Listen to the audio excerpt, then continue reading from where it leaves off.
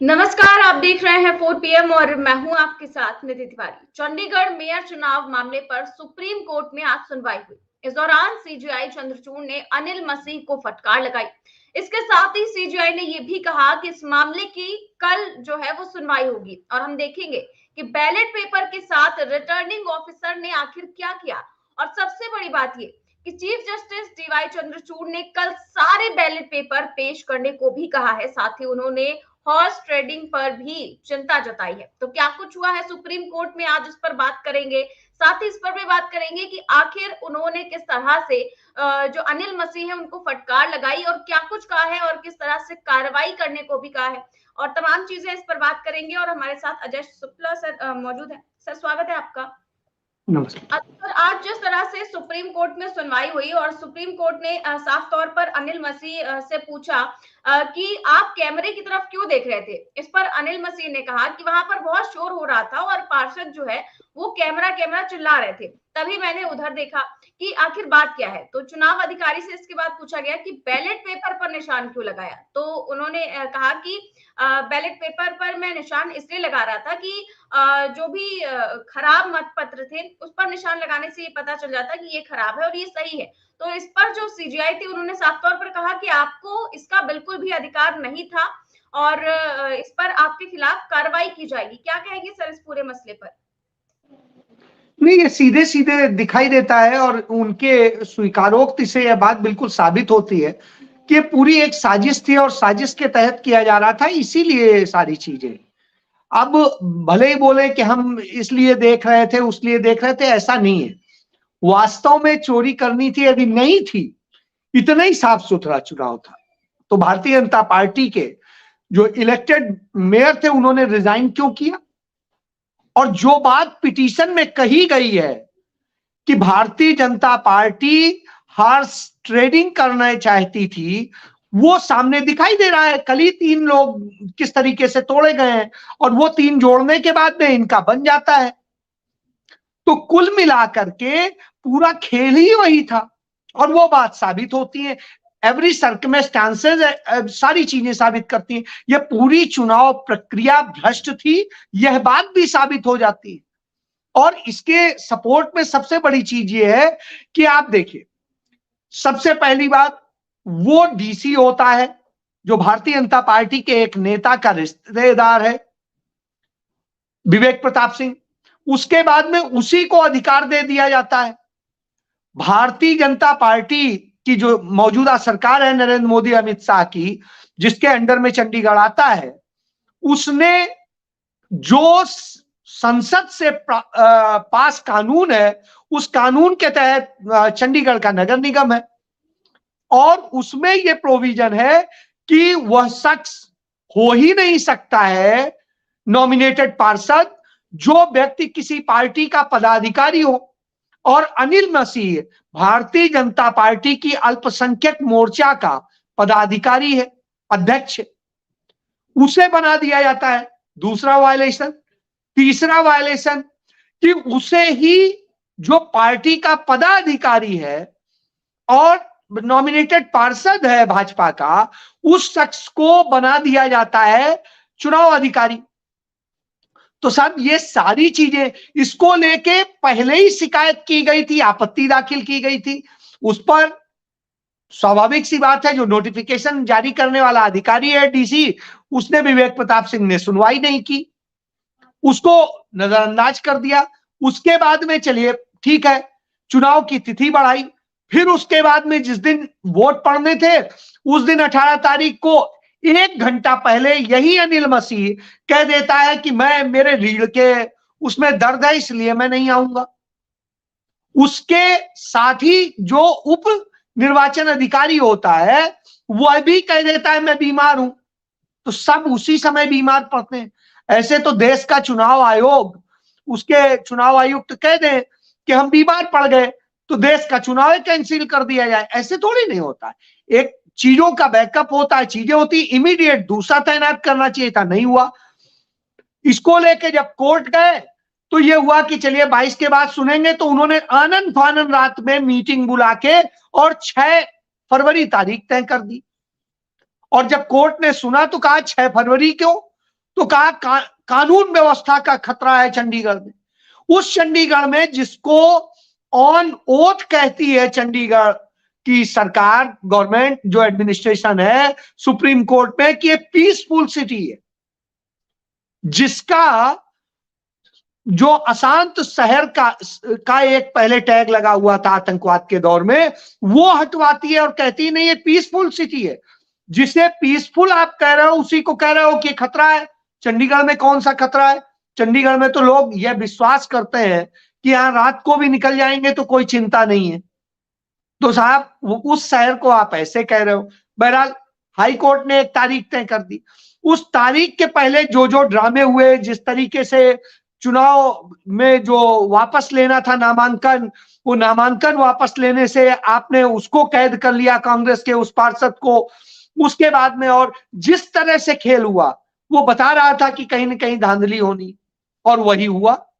जो आशंका व्यक्त की गई थी, जिस कारण से हाई कोर्ट ने यह ऑर्डर किया था कि पूरी प्रक्रिया सीसीटीवी कैमरे में होगी, वही सामने आ गया कि कैसे कैसे गड़बड़ की गई। और गड़बड़ करने के बाद बैलेट्स को और सबको जिस तरह सील करना चाहिए था, नहीं किया। आपने इस दौरान क्या किया होगा, क्या नहीं किया होगा, भगवान जाने। तो ये इस बात का संकेत है कि ये पूरा चुनाव ही धांधली का था। और यदि धांधली का नहीं होता, इसका डर नहीं होता, तो भारतीय जनता पार्टी का जो पार्षद मेयर चुना गया था वो इस्तीफा नहीं देता।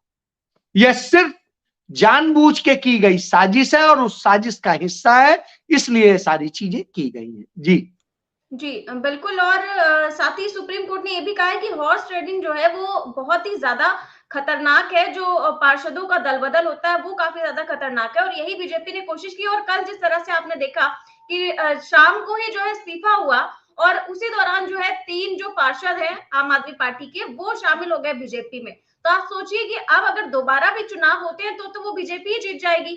फिर आम आदमी पार्टी और कांग्रेस का सुप्रीम कोर्ट जाने का कुछ मतलब ही नहीं बनता। स्वाभाविक सी बात है, इन्होंने पूरा खेल ही इसी ढंग से रचा है। इन्होंने यही तो किया है कि कैसे इस चुनाव को प्रभावित किया जाए, कैसे हम एन केन प्रकारेण भारतीय जनता पार्टी का ही मेयर बनेगा और कोई नहीं बनेगा, इसके लिए हम हर गलत काम करेंगे। तो साहब वही तो हो रहा है। यही तो कहा जाता है कि भारतीय जनता पार्टी खरीद फरोख्त करती है। यही कहा जाता है भारतीय जनता पार्टी गलत प्रक्रिया अपनाती है, गलत तरीके से करती है। यही कहा जाता है कि भारतीय जनता पार्टी, जो आज शोर मच रहा है, दिल्ली की सड़कों पे बैठे हुए लोग प्रोटेस्ट कर रहे हैं कि ईवीएम में गड़बड़ करती है भारतीय जनता, तो ये कुछ भी कर सकते हैं। अब तो मुझे भी यकीन हो चला है ये सब देखने के बाद कि कहीं ना कहीं ये कोई भी अनैतिक कदम उठा सकते हैं यह करने के लिए। मुझे लोग बताया करते थे कि जो मुस्लिम मंच है आरएसएस का, राष्ट्रीय मुस्लिम मंच, वो खुद तमाम सारी चीजें करता है। एक इन्वेस्टिगेशन कुछ ऑफिसर्स कर रहे थे और समझौता ट्रेन में ब्लास्ट के मामले की जांच कर रहे थे। आजकल डीजीपी रैंक के ऑफिसर हैं वो हरियाणा में, वो उसकी जांच कर रहे थे और उन्होंने मुझे बताया था कि किस तरीके से खुद राष्ट्रीय मुस्लिम मंच के ही लोगों ने ये पूरी साजिश रची थी। उसमें मुल्जिम भी बनाए गए थे इंद्रेश कुमार, और यह सरकार नरेंद्र मोदी के आने के बाद उन सबको बरी कर दिया गया क्योंकि सबूत नहीं पेश किए गए। लेकिन वास्तविकता यही है कि वो बात साबित होती है कि ये दंगे कराते हैं। मालेगांव का दंगा, इसका सबूत है। भारतीय जनता पार्टी की सांसद है प्रज्ञा ठाकुर, वो उसकी मुल्जिम है। और साहब अदालत में झूठ बोलती है कि बीमार हैं, चल नहीं सकती, इसलिए अदालत नहीं आ सकती है। और संसद से लेके सड़क तक तमाम चुनाव में, तमाम सभाओं में, तमाम जगह वो जाती हैं, उसमें कहीं नहीं वो बीमार पड़ती हैं। तो ये बताता है कि ये लोग वास्तव में कुछ भी कर सकते हैं चुनाव जीतने के लिए, नफरत फैलाने के लिए और अपनी सत्ता के लिए। जी बिल्कुल ठीक कह रहे हैं सर। और कल जो है बैलेट पेपर वो सारे मंगवाए गए हैं। सुप्रीम कोर्ट की ओर से, तो क्या ऐसा भी हो सकता है कि बैलेट पेपर अगर देखे सुप्रीम कोर्ट और उन्हें तो साफ तौर पर दिख जाएगा कि इसमें धांधली हुई है, बेकार में ही कट लगाया गया है इस पर और निशान लगाया गया है, तो अगर ऐसा हुआ तो क्या सुप्रीम कोर्ट ऐसा कर सकता है कि वो कह दे कि मेयर जो है वो उसी पार्टी का बनेगा जिसके पास ज्यादा वोट्स थे, क्योंकि मतपत्रों में तो ये साबित हो जाएगा कि आम आदमी पार्टी और कांग्रेस के पास ज्यादा वोट थे। देखिए निधि, लॉ में एक चीज कही जाती है, सुप्रीम कोर्ट की रूलिंग है, place of occurrence, date of occurrence. जिस दिन घटना हुई और जो घटना का स्थल था उसके हिसाब से तय होता है। तो घटना किस दिन की है? 18 तारीख की, और उसके बाद जब चुनाव हुआ 30 तारीख का, तो 30 तारीख को इलेक्शन हुआ, 30 तारीख को परिणाम घोषित हुआ। तो 30 तारीख को क्या नतीजा था उन वोट के, जो वोट पड़े, क्योंकि जितने वोट थे, वैलिड वोट थे, वो पड़े। तो 36 वोट पूरे पूरे कास्ट हुए। 36 में से 20 कांग्रेस और आम आदमी पार्टी के कास्ट हुए। उसके बाद में शेष जो है भारतीय जनता पार्टी और उनके मेयर के कास्ट हुए, और अकाली दल के भी। तो उधर 16 थे, इधर 20 थे। अब ऐसी स्थिति में आप एक चीज देखिए, तो डेट ऑफ अकरेंस, तो डेट ऑफ अकरेंस हो गई 30 तारीख। तो 30 तारीख को क्या स्थिति थी? इन बैलेट में जो गड़बड़ की गई वो 30 तारीख को की गई। तो 30 तारीख को यदि ये गड़बड़ न की गई होती तो कौन जीतता? कांग्रेस और आम आदमी पार्टी के गठबंधन का कैंडिडेट जीतता। तो ऐसी स्थिति में मुझे लगता है सुप्रीम कोर्ट का जजमेंट यही आना चाहिए बैलेट देखने के बाद कि यह सारी जो है गड़बड़ की गई चुनाव अधिकारी द्वारा। चुनाव अधिकारी के को गिरफ्तार करके उसके खिलाफ जांच का आदेश होना चाहिए, और उस दिन के हिसाब से जो मेयर उस समय इलेक्ट होता उन बैलेट के आधार पर, उस आधार पर वो व्यक्ति इलेक्ट किया जाए। अब देखिए, भारतीय जनता पार्टी के मेयर जो चुना गया था उसने इस्तीफा दे दिया। ये इस बात को भी सिद्ध करता है कि मेलाफाइड इंटेंशन है। तो ये सारी चीजें कोर्ट में सामने आ जाती हैं। तथ्य तो ये बताते हैं कि निश्चित रूप से जो कांग्रेस और आम आदमी पार्टी के गठबंधन का कैंडिडेट था वो मेयर इलेक्ट होना चाहिए, और यह दोबारा चुनाव की नौबत नहीं आनी चाहिए। लेकिन जो 3 पार्षदों ने दल बदल किया है, पाला बदला है, क्या लगता है उनको, उनसे जो है वोट देने का अधिकार छीना जाएगा? क्या उन पर भी कार्रवाई हो सकती है?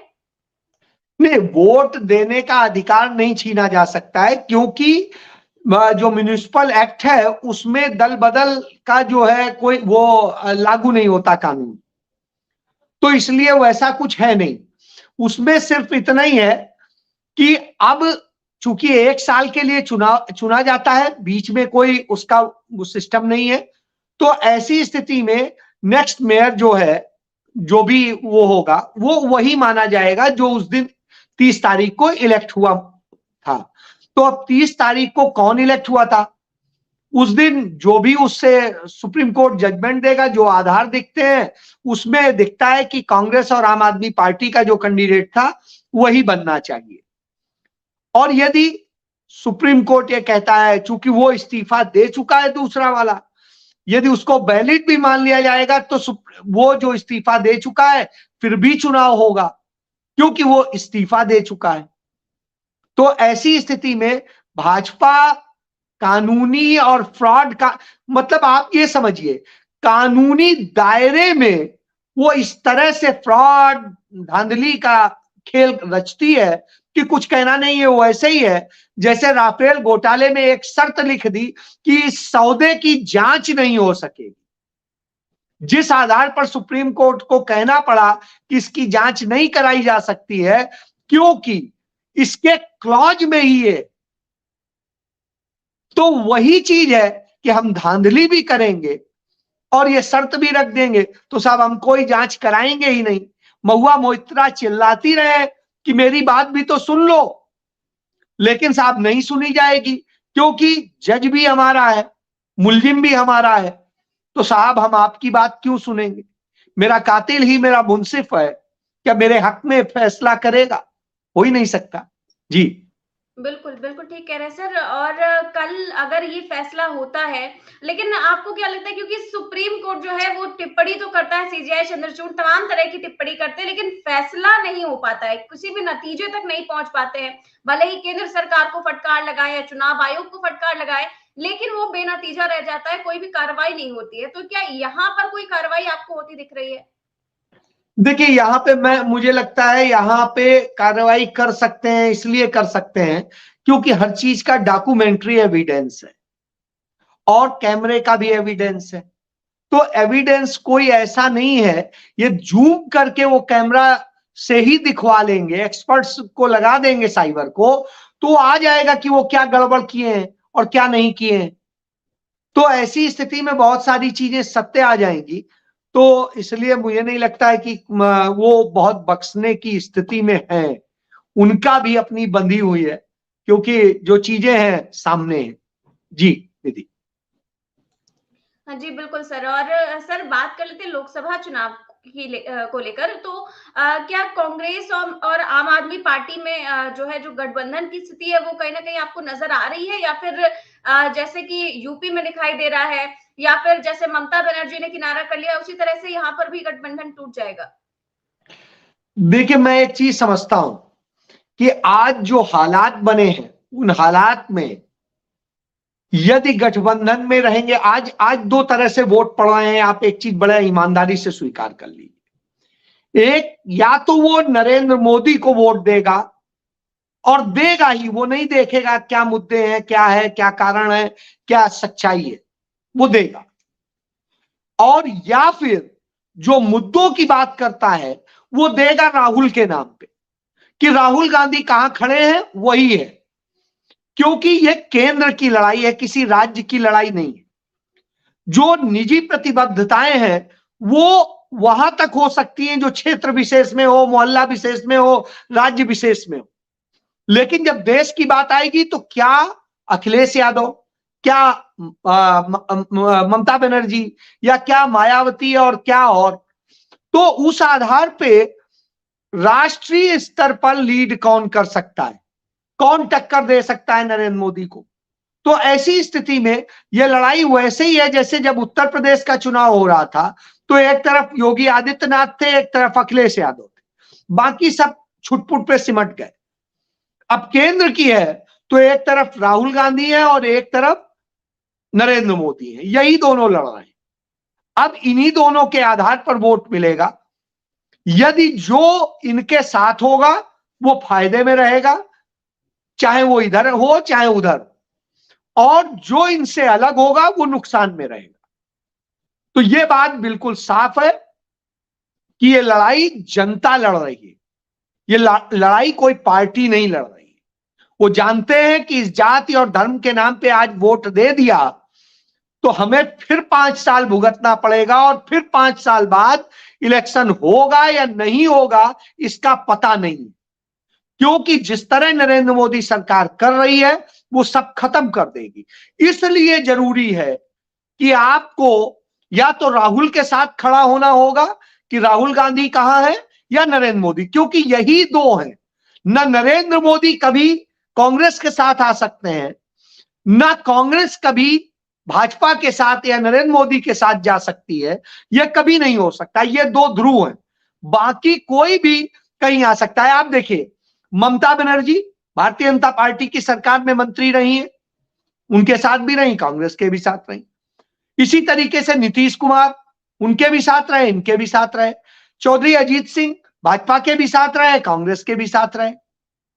इसी तरीके से तमाम सारे लोग हैं। तो सिर्फ कांग्रेस ही एक ऐसी है, और भारतीय जनता पार्टी या आरएसएस जो उनका मूल संगठन है, आजादी के पहले हो या आजादी के बाद हो, जब ये तमाम पार्टियां अस्तित्व में भी नहीं थी तब भी वो दोनों एक दूसरे के खिलाफ थे। देश की आजादी के बाद भी खिलाफ है, और मुझे लगता है भविष्य में भी कभी कोई संभावना नहीं है, क्योंकि दोनों की का अपना रुख अलग है। एक विचारधारा की पार्टी है जिसका नाम कांग्रेस पार्टी है, और एक धर्म और जाति के आधार की राजनीति करने वाली भारतीय जनता पार्टी है।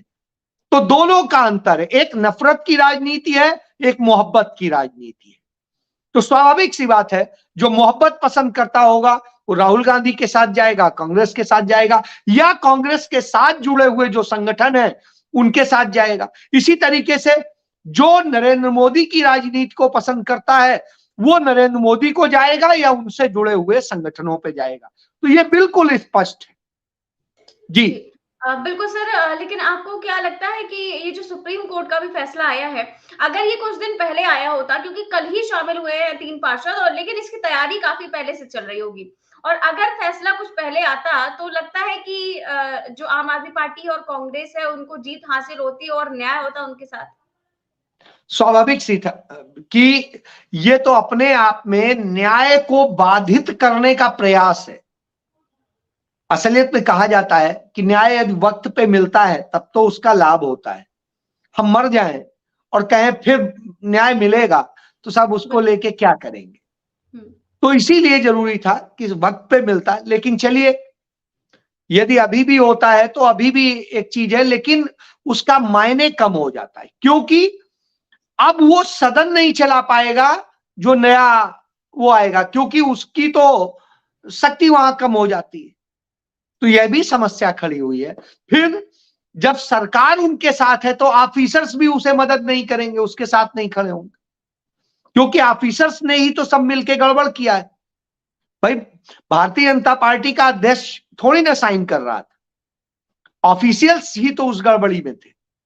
तो इसलिए इस पूरी साजिश को बेनकाब करने की कोशिश करनी चाहिए, और सुप्रीम कोर्ट को चाहिए कि इसकी थारो इन्वेस्टिगेशन अपनी देखरेख में कराए और गिरफ्तार करे, अनिल मसीह का इंट्रोगेशन हो और सारे तथ्य आए किसने किसने क्या है, और उस पूरी कड़ी का खुलासा हो कौन कौन लोग इसमें शामिल है। मुझे लगता है यह जांच नरेंद्र मोदी तक पहुंचेगी जी।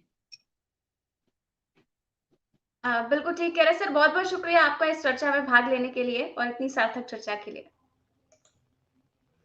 तो आप देख रहे हैं कि सुप्रीम कोर्ट ने फैसला सुना दिया है अपना, और कल फिर से इस पर सुनवाई होगी, और साफ तौर पर फटकार लगाते हुए कह दिया गया है कि कल सारे बैलेट पेपर सुप्रीम कोर्ट में पेश किए जाएंगे और सारे सीसीटीवी फुटेज देखे जाएंगे। उन्होंने अनिल मसीह को फटकार लगाते हुए काफी सारे सवाल भी किए और उनसे पूछा कि आखिर आपने जो कैमरे की तरफ आप क्यों देख रहे थे, तो उन्होंने जवाब दिया कि पार्षद जो है कैमरा चिल्ला रहे थे, इसलिए मैं कैमरे की तरफ देख रहा था। इसके बाद जब सीजीआई चंद्रचूड़ ने उनसे ये पूछा कि आपने निशान क्यों लगाए और आपने रद्द क्यों कर दिया, तब भी उन्होंने इसी तरह के बहाने लगाए और कहा कि आप मार्क लगाते हुए दिख रहे थे। तो अनिल मसीह ने कहा कि जिन पेपर में पहले से खराबी थी मैंने उन पर निशान लगाया।